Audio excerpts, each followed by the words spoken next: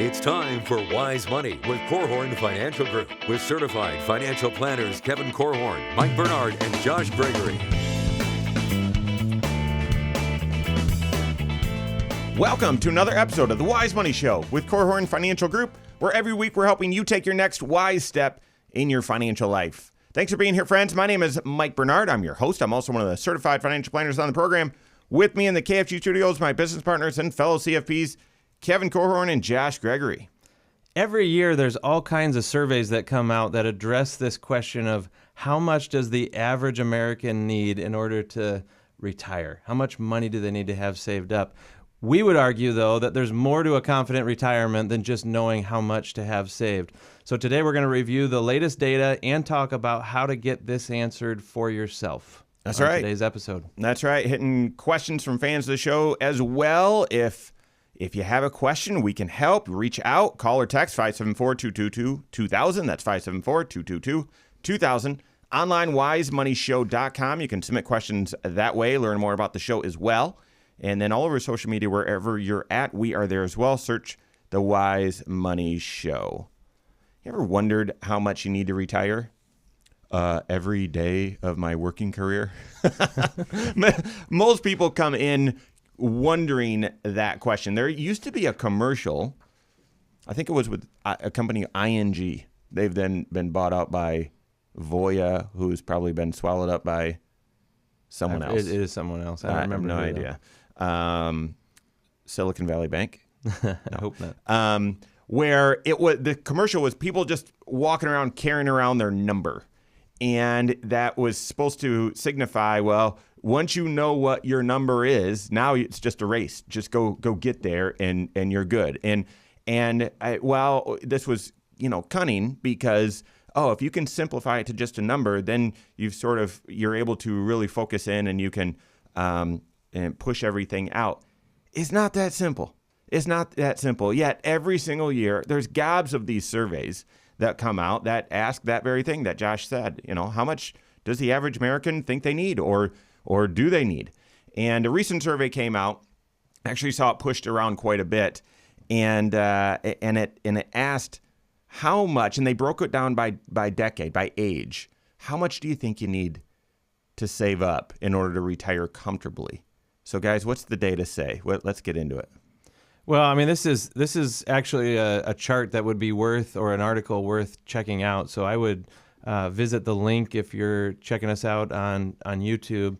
But it's based on age, right? Basically, they presented different decades of age, whether you're in your 20s, 30s, 40s, and so on. But it's a moving target, and people's perceptions are different. But what was interesting to me, every single age band now, it's over $1 million, up until those who are right on the eve of retirement, and they actually wouldn't say that they need to be a millionaire. I get this question a lot just from people, backyard barbecue type stuff. So how much does someone need in order to retire? And of course, this whole episode is going to be about why you can't just boil it down to one number and that it's a universal estimate for everybody. But most people my age, especially, I tell them, well, listen, if you're not a millionaire by the time you get ready to walk away from a paycheck, you might not be ready. Yeah. And that's just to kind of get some scale in mind for them. But most people in these surveys are actually agreeing with that, because if you're in your 20s, the average American says, I need about 1.2 million in order to retire.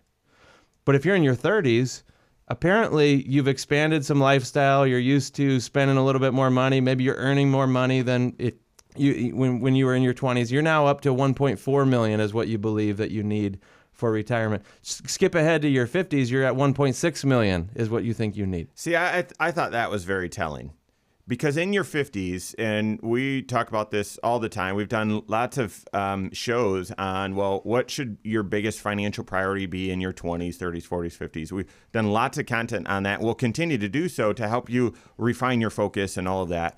But in your 50s, you've built that 5-factor retirement plan. You've started to really narrow in on this is what it's going to take. And assuming that those folks surveyed are the ones that have done the math, they're saying you need 1.6. I don't think the people in their 20s have done the math, because everything's going to change. That stands out to me a lot. When you're in your 50s, presumably you have a more informed answer. They're saying 1.6.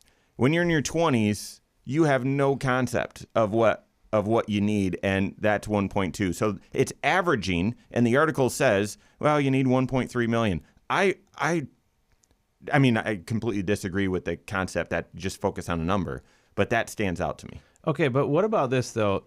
Step one decade further into the study, and now you're talking to people in their 60s. And if the 50s said 1.6 million, 60s are saying less than 1 million. So to take that same argument, that same observation, hey, these are people who should be very informed. You know, they're on the eve of retirement, many of them. And they hopefully are doing the calculation to say, am I ready or am I not? And if they as a group are guesstimating about $1 million, why do you think that is? I wonder if in your 50s, it is maybe the most expensive decade for you. You know, you're launching kids from the nest. You might have weddings and college, and you're in your peak earning years, most likely. So you're used to spending a little bit more, and maybe your perception of what it takes to retire is just maybe inflated. Maybe it's accurate. I don't know. But it's interesting that it steps down one decade later. Maybe it's a generational thing. I'm saying the people that were surveyed in their 60s, they're already retired. They're already there, and they're like, yeah, I'm just going to make it work on what I got. That's how I read those numbers, personally. Yeah. Well, and that's really your choice, right? Unless you unretire, which we saw a lot of that. Yeah. We saw a lot of retirement in the COVID era, time frame, and then a lot of people saying, you know what, actually, I'm going back to work. But you're right. You get to a certain point where you say, okay, this is what I've got. I'm going to make it work. I do think in your 60s, the reason why you might think it's considerably less than your 50s, all of this, to me, it's all about your mindset. I mean, I remember doing a financial plan for some clients back in 1994, and yeah, you guys weren't born yet. So anyway, so I do this financial plan, and we say, okay, what are you going to need to live on in retirement? And we said, okay, about $30,000 a year, inflation adjusted. Well, in their 50s now, you know, they make multiples of that a month. Yeah. So your ability to imagine. And I remember when I did my financial plan, I'm like, well, yeah, I want to retire at 50. I thought that was what you would want to do. I didn't know what a good goal would be. Do I really want to retire at 50? What I would need to retire at 50, I calculated that, and I'm like, there's no way I'll be able to save that. And then as life changes, you say, hey, I can save enough to retire at 50. Do I still want to retire at 50? No, I love what I do, and I want to keep doing it. So all of these things change. I think the reason why in your 50s is you're looking at, you might still have a mortgage left to pay off, some other big financial rocks to move, and you're thinking it's just going to cost you more than it does. And if you get focused, the decade of your 50s should be the most powerful financial decade of your life, statistically. And then you set them up and knock them down, and by the time you're in your 60s, you're like, yeah, I actually am not going to need that much money. Yeah, and I've observed that over the years as well, that what people actually need, it kind of dials down in their 60s because they check those things off their list, that sort of thing, as you said, Kevin, but maybe they become more content too. Who knows? I want to point one more thing out about this chart that's in this study and this article and everything. We've been talking about what do Americans expect that they need in order to retire comfortably. The other part of this chart shows a comparison to what the average American actually has already. Yeah. And the gap is mind-boggling. Yep. And I realize that if the average 30-year-old thinks they need 1.4 million, but the average 30-year-old actually has 67,000 so far, you might just kind of throw your hands up and say, see, I'll never be able to retire. That's just too far of a gap to be able to cover. I'm not going to be able to make it. The point here is it is absolutely achievable. We see these stories all the time. And it all begins with a plan. I know we're going to be getting into that in the next segment, but don't get overwhelmed by how much ground there is to cover. Just get going in the next step, and that is a planning step for you. That's right. Is focusing on a number helpful? Is it practical? Is it realistic? And if it's not, what are the other pieces that you need to build around it? How can you build that confident plan? We're going to help with that and more coming up on the Wise Money Show with Korhorn Financial Group. Hello, YouTube. Thanks for being here. This is the Wise Money Show. What you're watching right now is our weekly 1-hour talk show that airs right here on the channel, 10 a.m. Eastern Time every Saturday morning. Also on podcast at the same time and a couple local radio stations as well. For more content, we've got well over 1,000 videos on the YouTube channel. And most of them, I would say, are more geared directly for YouTube, taking one concept, applying it directly to your financial life in a video that's 8, 9, 10 minutes long, something like that. So make sure you hit that subscribe button, turn on notifications so you're aware every time we drop new content. And if you like the content, we appreciate it. So you said is focusing on a number productive? Is that what you asked? I don't even know. I just talk. Don't even know what I say half the time. Might not make sense. Well, that is a great question. Then yeah, that's what I said. It's precisely. But I don't know if productive is the right. It could be Adjective? Yeah. Is it productive? Is it constructive? Is it constructive? Is it useful? Sure. I want to spend this segment talking about that. We might get into the 5 factors as well, but we've got tons of stories that. So, where does the approach of just focusing on a number, where does it fall apart? Ideally, in some stories. And then what are those life changes or circumstances where maybe you had focused on a number and then all of a sudden life changes and you might not realize that now that number changes. Are we gonna link this article in the show notes so people can see it? Yes. Thanks, Lindsay. All right, here we go. How much do you need to have saved up in order to retire? Is there a magic number? Number one, is there a magic calculation to get there? And then is there even such thing? If you focus on a number and you achieve it, are you good? We're going to help you with that planning process. This is the Wise Money Show with Korhorn Financial Group. Thanks for being here. My name is Mike Bernard. With me in the KFG studios, Kevin Korhorn, Josh Gregory. Stay up to date on all Wise Money content. Find us online, wisemoneyshow.com, and then all over social media. Wherever you're at, we are there as well. Search the Wise Money Show. All right, so we're linking the article in the show notes. So go to YouTube, go check it out. It talks about, on average, Americans feel they need $1.3 million in order to retire comfortably, and on average, they have less than $100,000 saved up. So there's a gap.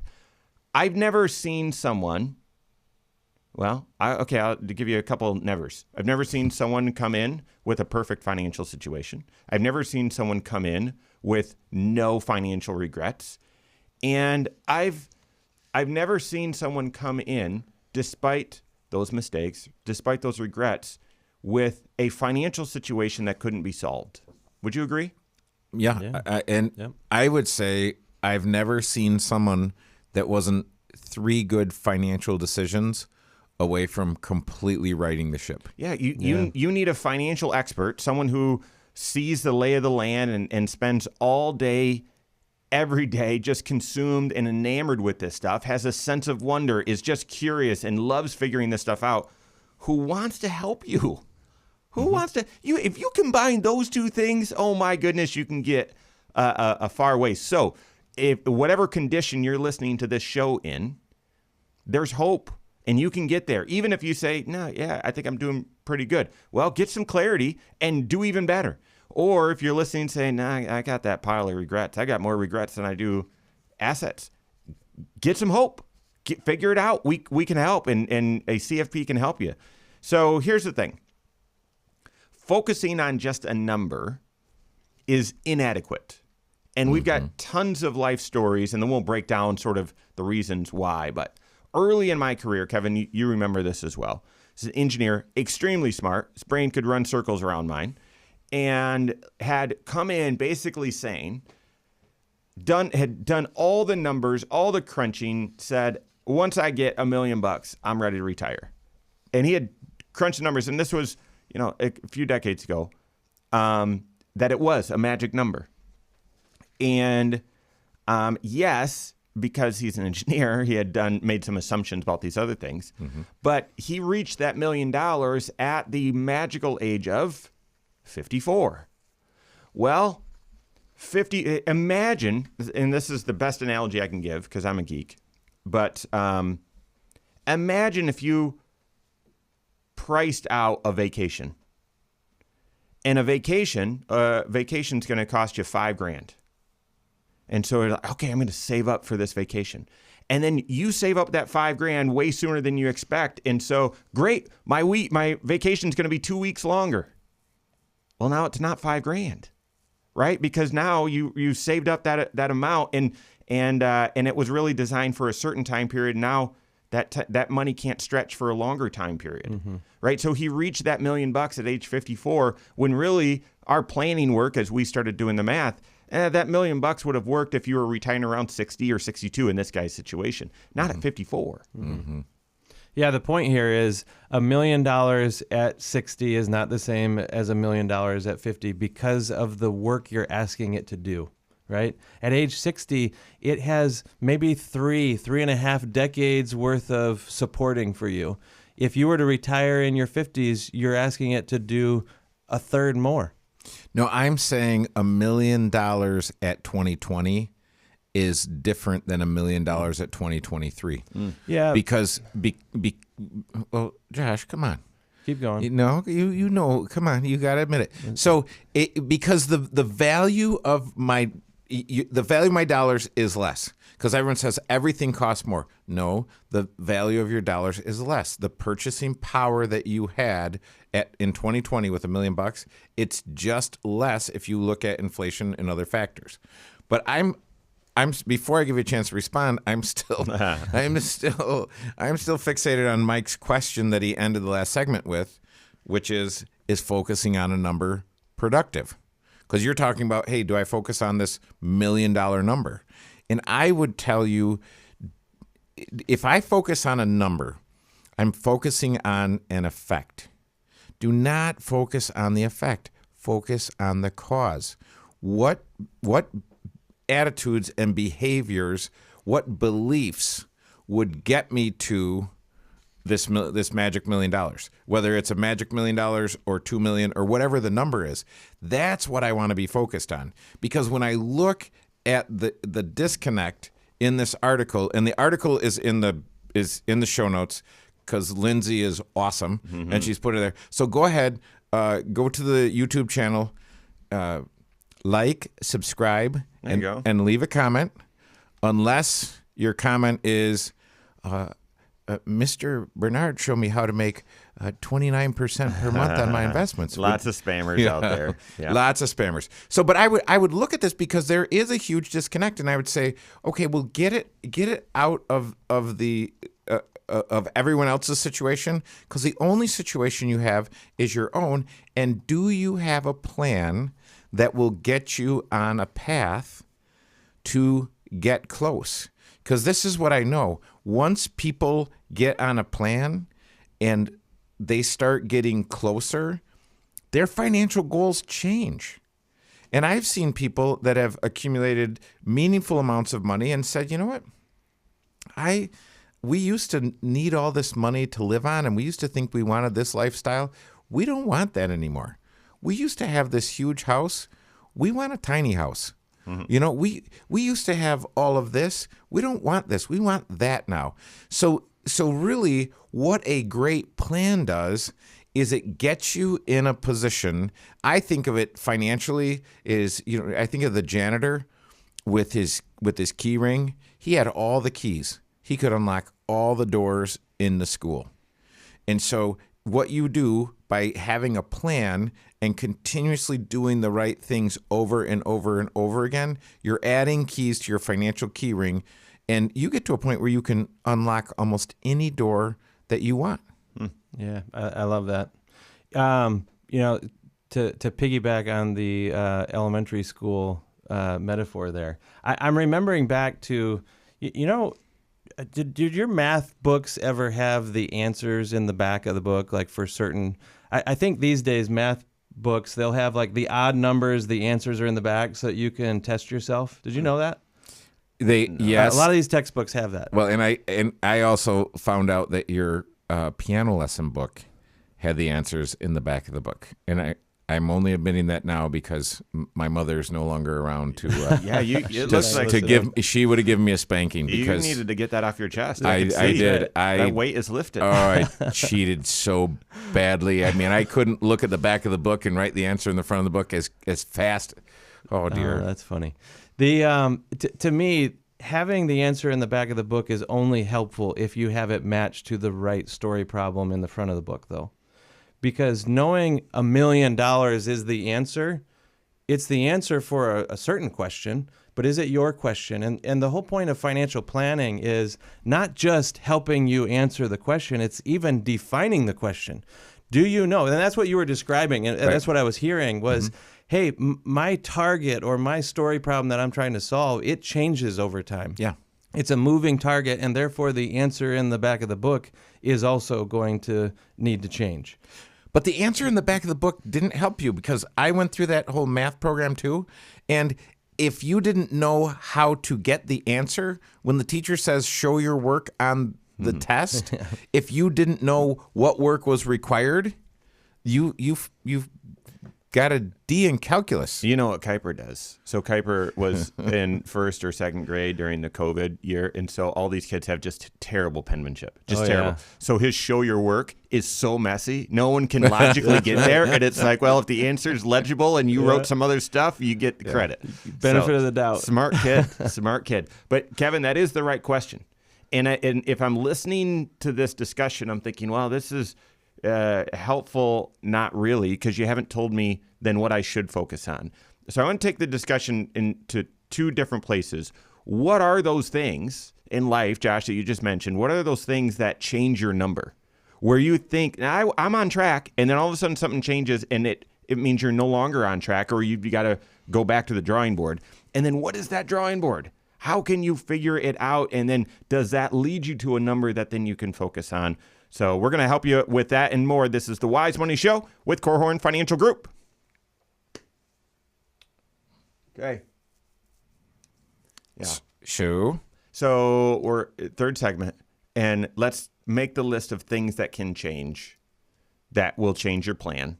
Because I do feel that, Kevin, you shared the example of the couple that had a number in mind, and then because of inflation, they have a sense that that's not the right number anymore.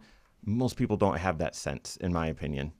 Most people, it's detached. They don't quite understand the inputs, and this just happened. Therefore, wait, that plan we originally wrote that no longer applies. So we can make that list fairly brief, and then we can So list or stories, like list or story. things we've seen that cause. Well, or hey, are you talking about you tweak an assumption in this factor, it's going to have an impact over there? That's more what I'm thinking. And if you've got a story that you can share, great. But how many questions are we going to get to? It depends. And then, so if we can make that list and then get sounds like at least one, and then get to 5 factors, then the 4th segment we can do questions, and we can get to 2. Okay, which would be 3. There we go. How can you figure out how much you need to have saved up in order to retire? What's that calculation? What's that process like? We're helping with that and more. This is the Wise Money Show with Korhorn Financial Group. Thanks for being here. My name is Mike Bernard. With me in the KFC studios, Kevin Korhorn and Josh Gregory. Every episode of the Wise Money Show, as well as a lot of other content, it's on the YouTube channel. Go check it out. Go to YouTube, search the Wise Money Show, subscribe to it there, turn on notifications so you're made aware every time we drop new content, either talk shows or Next Wise Step videos or other content there. And you leave questions there as well. You can do that. That's probably where we get the most questions, which we're hoping to hit later on in the program. Talking about is there a way for you to calculate how much you need to have saved up for retirement and then just focus on that number? Well, that falls down because the variables, the inputs that help you determine, well, what is the right number for you anyway? Those variables can change. Mm-hmm. So let's hit that first, and then we'll get into, okay, what the process is to calculating whether you're on track for retirement, how much you need to have saved up. Yeah, I mean, you kind of just mentioned that one of the ways that you determine a target number, a target nest egg to have accumulated for retirement, is you make certain assumptions about that retirement. You know, and these are the 5 factors that we go through. What age are you going to retire at? How much are you going to spend? What are your sources of income going to be in retirement? How much can you save between here and there? And then how are you going to invest? What kind of risk and ride are you on? You start tweaking or changing any of those assumptions, and the right answer changes along with it. Well, right? if I were to make it more tangible, something we're all dealing with right now, if you thought, well, I could retire, I could spend $4,000 a month in retirement, that works, no problem. If you thought that 5 years ago, well, if your plan was then suggesting or had that baked in, you spend $4,000 a month. Well, it's likely very different right now. That's right. Everything costs more. $4,000 doesn't go as far. Correct. And so, and yes, chicken wings have come down in price quite a bit, actually. But still, you might then, if you needed $4,000 a month to live in the old world, and now you need 5, that's going to influence how much you need to have saved up. So spending, and you might even say, well, that sounds like I'm in control of that, but the inflation I'm not in control of. I know. And that's what makes this specific variable challenging. I was talking with a client last week where I actually admitted to them, I was nervous. The retirement plan that we're painting here shows that it works and you're on track. But, you know, when we were just catching up earlier and I asked you how you're doing with cash flow and whatever, that gave me a little bit more peace of mind that you've been able to fight back some of the inflationary pressures and that this retirement picture is still an accurate one to plan off of. Well, it's not just inflationary pressures, but it's also the risk of lifestyle creep over time. You know, your own appetites, your own desires, the things that you are interested in and want to spend money on. Sometimes that can be an expanding list of things. For others, it's pretty steady, you know? And if you planned off of one certain lifestyle, but it has increased over time just by your own choices, not just inflation, that can throw off the number as well. I'll give you an example. I'm thinking of a retired couple who they marched into retirement with everything in place to be able to have a fantastic retirement. Great nest egg built up, great pensions, just everything. It was like a slam dunk. But then something changed in the family, and they felt not just the need, not even an obligation, but the desire and I don't know, the calling almost to be able to support some family members in a way that we had never planned on before. And essentially, when you're giving dollars or supporting someone financially, it's the same thing as spending more money. Yeah. Right? It has the same net effect. And if all of a sudden the lifestyle number, which includes not only taking those cool vacations and having fun and all that, but then also supporting family, when that number grows too high, it can actually get to a tipping point where now you're starting to burn through the nest egg faster than you ever thought. And all of a sudden that sure thing of retirement is no longer such a sure thing. The example I gave earlier of individual that said they needed $1 million, they were able to retire. It actually, the downfall wasn't they calculated the wrong number. The assumption was that they were going to spend a certain amount. And in the first 3 years of retirement, they proceeded to spend 50% more than that. And when they spent more than that, that also meant there were more taxes as well. And it was really a compounding issue. Yeah. Here's another one. And tell me if you've heard this one. Planning on retiring at 65. Because at 65, I can move right on to Medicare and my Social Security, I'm close to full retirement age, so it's a decent amount. And then either career, something happens at work, something happens with health or whatever. And, you know, I need to be done at 62. Yeah. I can draw Social Security at 62. I'm just going to do that. Yeah. The ways in which that changes your plan are mind-boggling. Just it's significant. Yeah, and when I hear you say that, Mike, I think what is it that gets me moved off of 65? It's the buyout offer. And there are a number of clients at extremely large corporations that we work with where they say, hey, about every 3 years, there's a buyout offer that comes along. and they will either add points to my pension or they'll pay me a X amount for every year of service that I have. And so that becomes really interesting. And this is where I would say, well, make sure you've got your financial plan dialed in so that when that comes and you get a month to make that decision, you can make the decision. Yeah. Because you might say, hey, if I could be done today, I'm willing to, and again, our job is just to coach folks on the trade-offs, but you might say, hey, I'm willing to live on a little bit less if I knew that I was going to work 3 years less than I'd planned, or, fill in the blank. Mm-hmm. But this is where you want to have great financial, this is where you want your wealth vision continuously connected and up to date, so you can go in and we can quickly run the analysis to see, does this work or not? Is another one that this one's not very fun, but it is.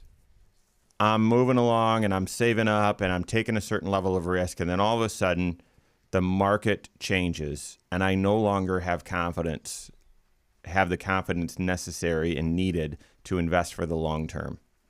And I shift and pivot my investments to be mostly fixed income or out of the markets, and never to return. Most people don't have the, the perspective that, oh gosh, that's going to have significant consequences on when I'm able to retire, or what my lifestyle will be in retirement, those sorts of things. So that's often a change as well that usually it's not as clear to the individual when they're making, because typically that's an emotional decision. And you're not thinking of it, objectively.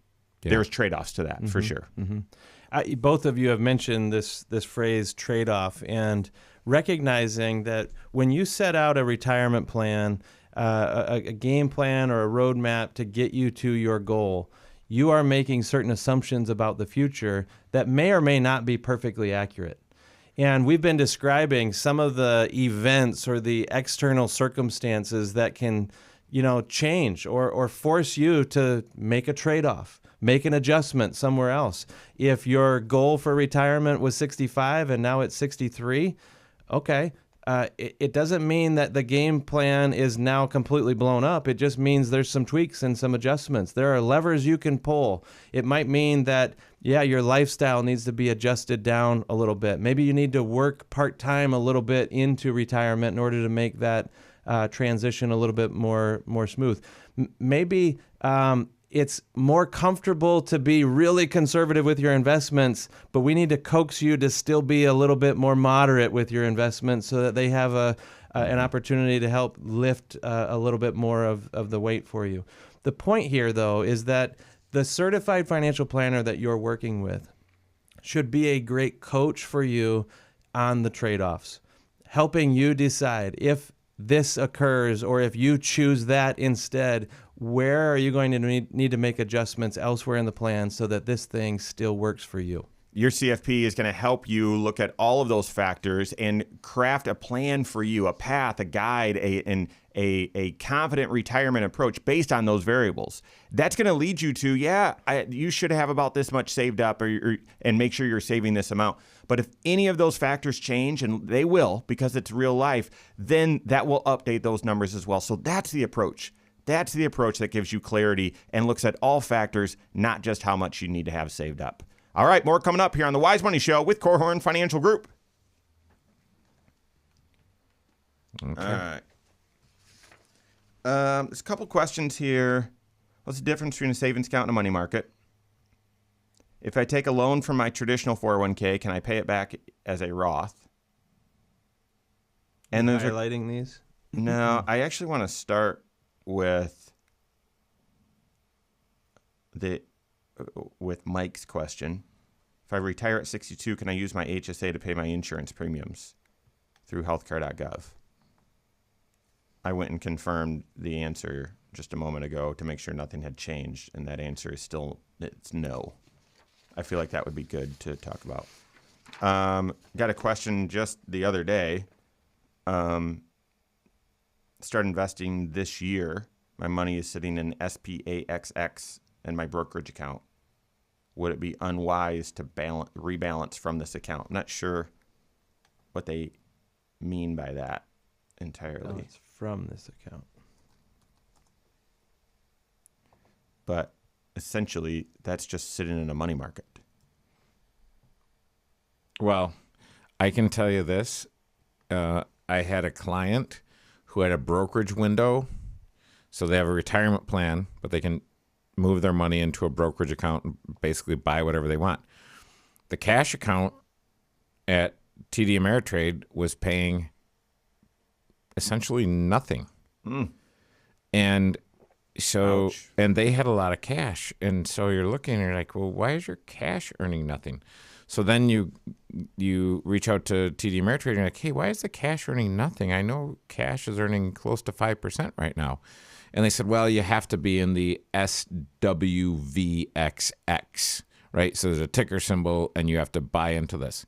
And you say, well, was anyone going to tell Not a chance. anyone about that? And if you look at the amount of, I mean, that is a great question. What's the difference between a savings account and a money market account? If you look at the amount of money in at Bank of America that's paying nothing, like if the consumers wake up and do something about getting their lazy dollars to work harder for them, the banks are going to have We're going to have a run on the a banks. little pucker factor. Okay. There's enough great questions here right at the bottom. I think next show will just be questions. These are really good. So where do you want to start? Just tell me which one we start with. The HSA one? We good starting with that? Okay. Okay. And then we might go to Anthony since that's HSA related as well, or we'll see. We'll see how much time we have and whatnot. All right, here we go. 4th segment. Thanks for being here. This is the Wise Money Show with Korhorn Financial Group. My name is Mike Bernard. With me in the KFG studios, my business partners and fellow CFPs, Kevin Korhorn, Josh Gregory. Every episode of the Wise Money Show is on podcast. Wherever you listen, go search the Wise Money Show. Follow us there, subscribe to it there, and when you're there, rate the program as well. We appreciate that. The first 3 segments of the show, we've been talking about how you can figure out if you're on track for retirement. It's more than just a number. It's a number, and it's more than just a number. And so getting to that number is important, but you've got to know the other factors as well. And when any of those factors change, either because your decisions changed or life changed or whatever, whether you wanted it to change or not, you've got to be updating that retirement plan to make sure you're on track.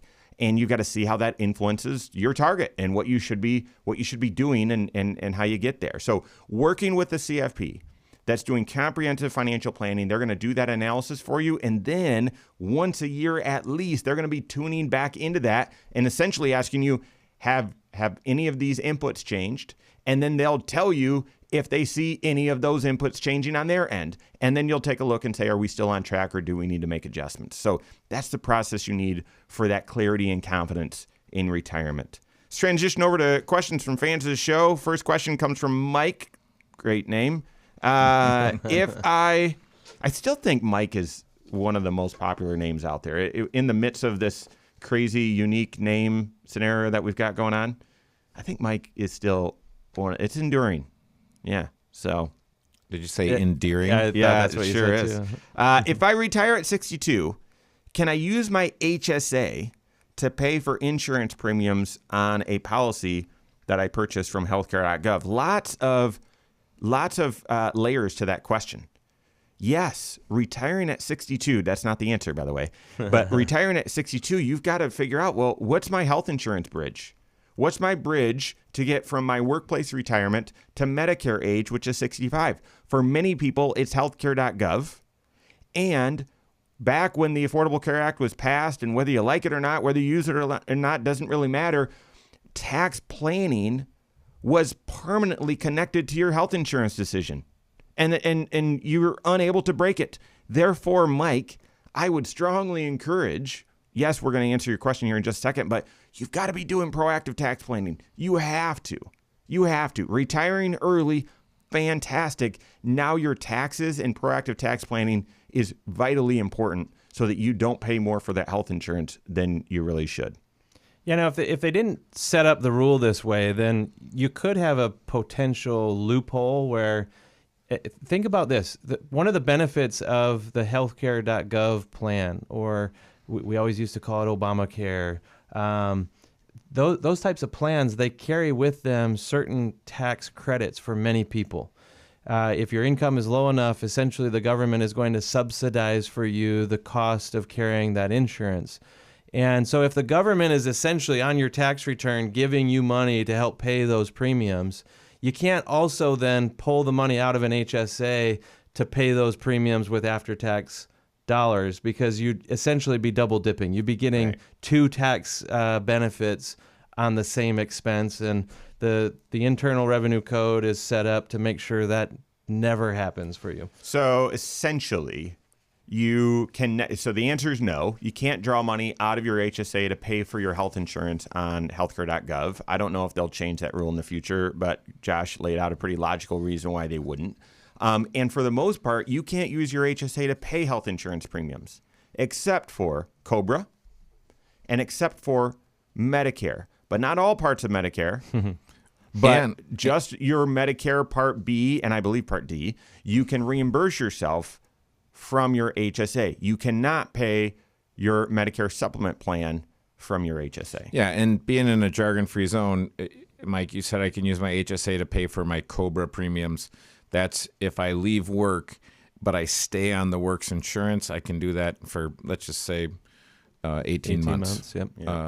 And if I'm going to pay for that, I can use my HSA for that.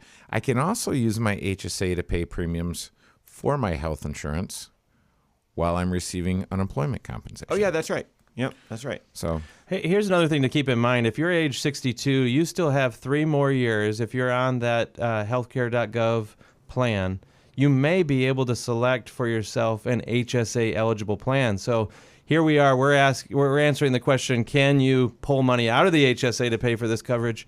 I want you thinking about putting more money into your HSA during those remaining 3 years, because the window's closing for you. Oh, man. So I was going to give us some diversification here, but you baited me right into that. Anthony's got a question here.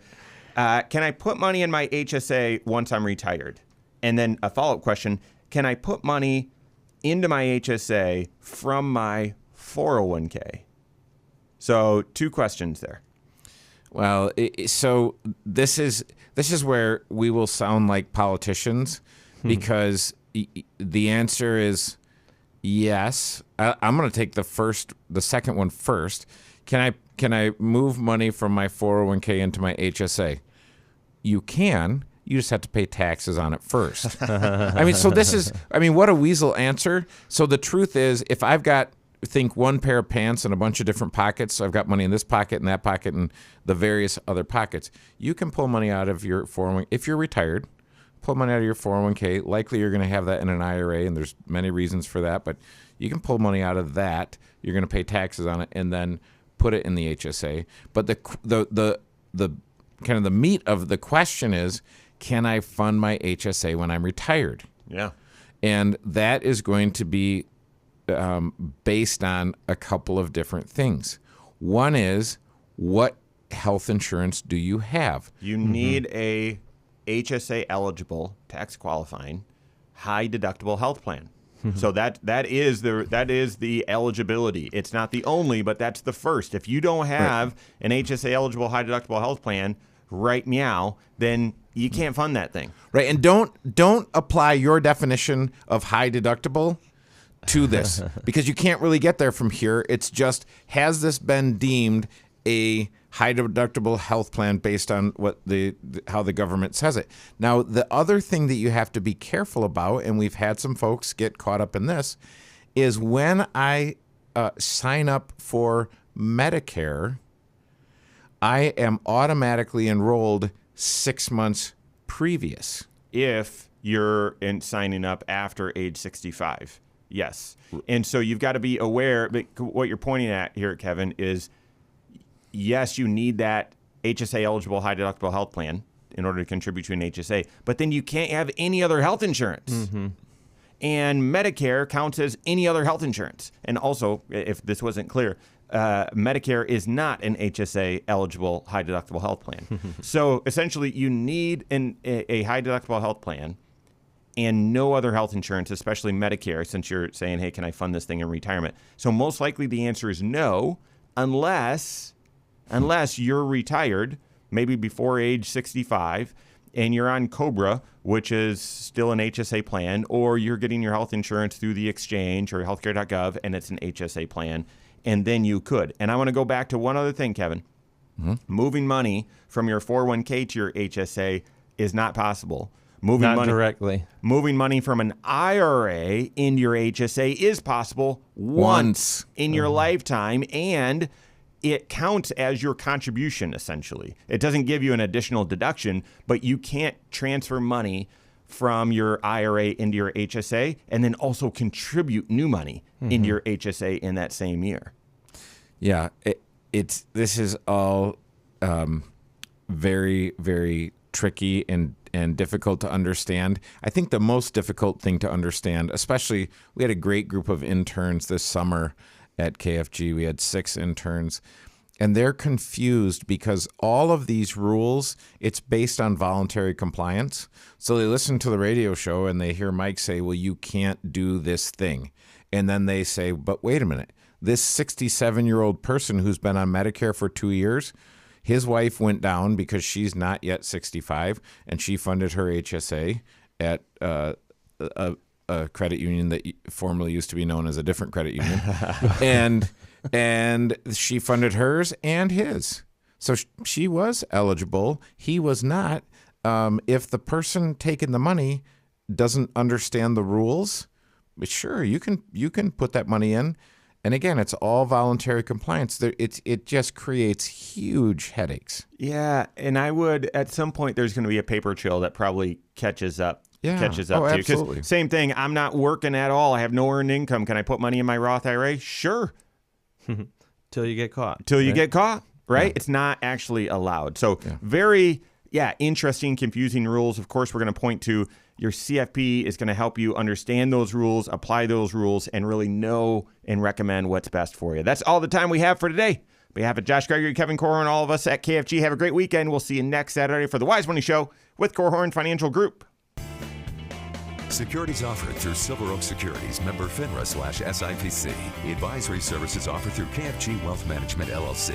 Doing business as Korhorn Financial Group. KFG Wealth Management, LLC and Silver Oak Securities Incorporated companies are unaffiliated.